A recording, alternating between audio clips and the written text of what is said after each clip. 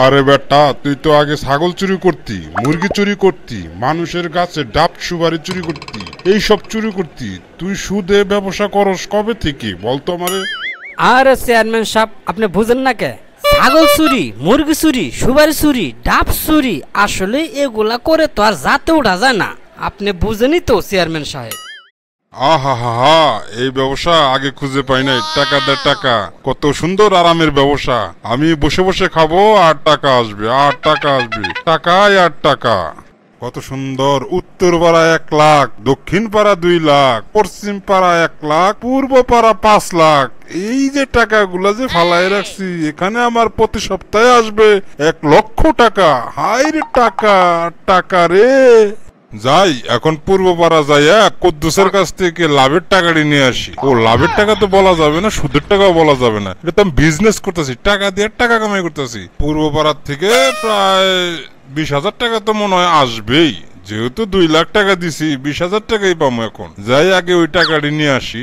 ওরে টাকা ছাড়া দুনিয়া চলে না, আয় হায় টাকা, হেঁটে হেঁটে আসবে টাকা। কুদ্দুস, ওই কুদ্দুস, ওই কুদ্দুস। ও মোকলেশ ভাই, আপনি আসেন ভাই, বসেন। কুদ্দুস মিয়া, আমি এখানে বসতে আসি নাই, আমার লাভের টাকা কবে দিব তাই বলো। আমার লাভের টাকার জন্য আসছি, এত ঘুরাইতেছো কেন? টাকা নেওয়ার সময় তো তেলতেলা কথা বললে টাকা নিলা, হে টাকা দাও না এখন, এখন এত ঘুরাইতেছো কে? লাভের টাকা আগে দাও, তাড়াতাড়ি দাও। মোকলেশ ভাই, আমাকে শুধু 2টা দিন সময় দেন, আসল টাকা সহ লাভের টাকা সহ আমি একবারে দিয়ে দিম। আমাকে শুধু 2টা দিন সময় দেন, আমার কাছে এখন টাকা নাই, আমি কিভাবে দিব? ঠিক আছে ঠিক আছে কুদ্দুস মিয়া, আর মাত্র 2টা দিন সময় দিলাম। এই সময় যদি আবার হয়ে যায় তাহলে কিন্তু তোমার ঘরের জিনিসপাতি আমি বের করে নিয়ে যাবো, মনে থাকে জানি। আজকে যাইগে। ঠিক আছে মোকলেশ ভাই, মনে থাকবে। আসসালামু আলাইকুম চেয়ারম্যান সাহেব। চেয়ারম্যান সাহেব ভালো আছেন? ওয়ালাইকুম আসসালাম। কি ব্যাপার বয়াতি, কি মনে করে, কেমন আছো? চেয়ারম্যান সাহেব খুব একটা বেশি ভালো না তো, আমাদের এলাকার অবস্থা তো ভালো না, আমাদের এলাকায় খালি সুদখোর বেড়ে গেছে। আপনি এটার একটা পদক্ষেপ নেন, এইভাবে চলতে থাকলে তো এলাকার একটা দুর্নাম হয়ে যাবে, এইভাবে তো চলতে থাকা দেওয়া যাবে না। আহা বয়াতি, আগে কি হয়েছে আগে শুনি, কি আশয় কি বিষয়, কেরা সুদ খাইতেছে, এগুলো তো আমি আসলে কিছু জানি না। নাকি কয় এলাকাবাসী? আমাদের গ্রামের মোকলেশ ভাই, ওনার কথাই বলতাছি, উনি তো চক্রবর্তী সুদ লাগাইতেছে, গরিব মানুষের কাছে টাকা লাগাইয়া খুব জুলুম শুরু করতেছে, এলাকার বিশাল একটা বদনাম হয়ে গেছে। চেয়ারম্যান সাহেব এটার একটা বিহিত করেন আপনি। কি কও বয়াতি, ওনা ফকির নিয়ে ছিল, মাসের গাছের ডাব চুরি করতো, ছাগল চুরি করতো, বেড়া চুরি করতো, এই সমস্ত কাজ কাম করতো, জুয়া খেলাইতো। ও এত টাকা পাইলো কোথায়, কিভাবে টাকা লাগায়? চেয়ারম্যান সাহেব শালায় নাকি আরেকটা কোন থেকে জানি বিয়া করে আনছে, ওই বউ কিছু টাকা নিয়েছিল, ওই টাকা দিয়ে টাকা লাগাইছে, ওইটার থেকে শুরু, ওইটার থেকে অনেক টাকা হয়ে গেছে, টাকার কুমির হয়ে গেছে। তাই নাকি? অন্যা আগে বিয়া করা ছিল, 2টা বাচ্চাও আছে, 2-3টা মেয়ে আছে, তাইলে এই আগের বউ এখন কই থাকে? ঠিক আছে বয়াতি, আমি বিষয়টা মাথায় রাখলাম, আমি দেখতেছি কি করা যায়। ঠিক আছে চেয়ারম্যান সাহেব, আপনি তাহলে দেখেন, এখন আমি আসি। আসসালামু আলাইকুম।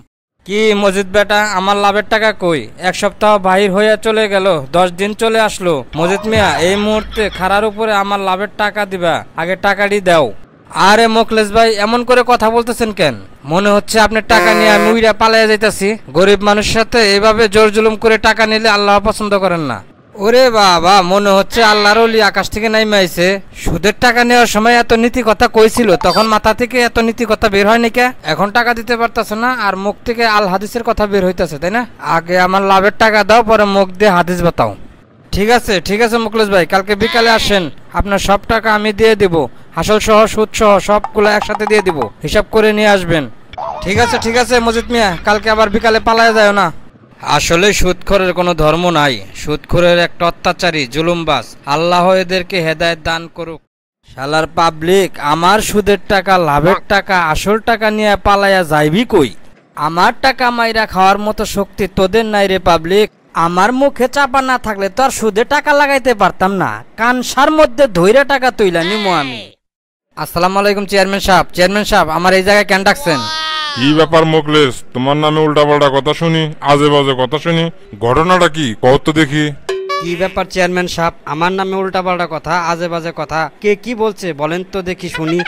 আরে বেটা, তুই তো আগে ছাগল চুরি করতি, মুরগি চুরি করতি, মানুষের গাছে ডাব সুপারি চুরি করতি, এই সব চুরি করতি। তুই সুদে ব্যবসা করস কবে থেকে বলতো আমারে? আরে চেয়ারম্যান সাহেব, আপনি বুঝেন না কে? ছাগল চুরি, মুরগি চুরি, সুপারি চুরি, ডাব চুরি, আসলে এগুলা করে তো আর যাতে ওঠা যায় না। আপনি বুঝেনই তো চেয়ারম্যান সাহেব। চেয়ারম্যান সাহেব যাতে উঠতে চাইলে টাকার দরকার, আর সেই টাকা কামাইতে হলে রাতারাতি বড়লোক হতে চাইলে টাকা তো সুদে লাগাইতেই হবে। ওইটা তো রাতারাতি বড়লোক হওয়ার একটা ধান্দা। মুখলেস, আমি এই গ্রামের চেয়ারম্যান, আমার এই গ্রামের একটা মান ইজ্জত আছে। তুই সুদ খাওয়া বাদ দিয়া দে। গ্রামের অনেক লোক এই কমপ্লেন দিছে তুই গরিব মানুষের কাছে টাকা লাগাইছস, জোর জুলুম করে টাকা আদায় করতেছস। সুদ দিতে পারে না, জোর জুলুম করে সুদ নেস, ঘর থেকে জিনিসপাতি বের করে আনতাছস। আরে চেয়ারম্যান সাহেব, আপনি যদি প্রতি মাসে আমার কাছ থেকে 50,000 টাকা করে পান, তাহলে আপনি কি আমার সাথে কথা বলবেন এ বিষয়ে? দূর পাগলা, তুই ছাগল চুরি কর, গরু চুরি কর, তুই সুদ খাইতে খাইতে খাইতে খাইতে তুই ধ্বংস করে হালা, তাতে আমার কোনো সমস্যা নাই। আমার কি হয়েছে ক? তাহলে চেয়ারম্যান সাহেব আমি এখন আসি। যা পাগলা যা, এখান থেকে যা, মনে যা চায় তাই করগা, যা।